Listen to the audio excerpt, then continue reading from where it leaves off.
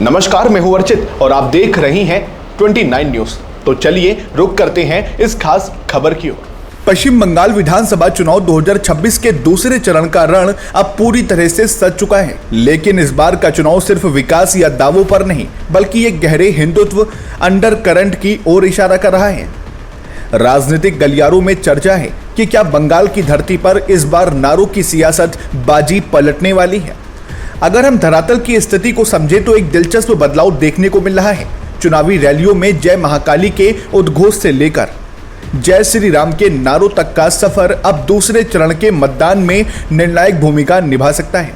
BJP जहां इस Hindutva card को अपनी जीत का सबसे बड़ा आधार मान रही है, वहीं टीएमसी भी अपनी रणनीति को धार देने में जुटी है।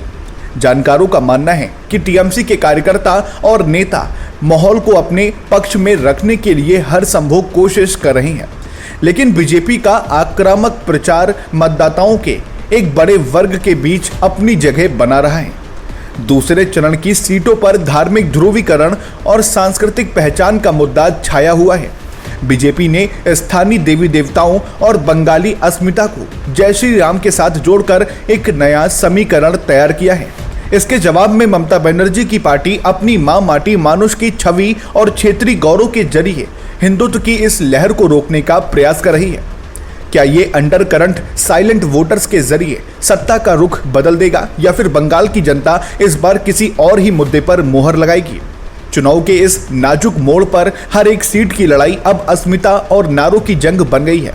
दूसरे चरण का ये मतदान तय करेगा कि बंगाल की सत्ता की चाबी किसके पास होगी। इस सियासी घमासान और बंगाल चुनाव की हर बड़ी खबर के लिए जुड़े रहिए हमारे साथ।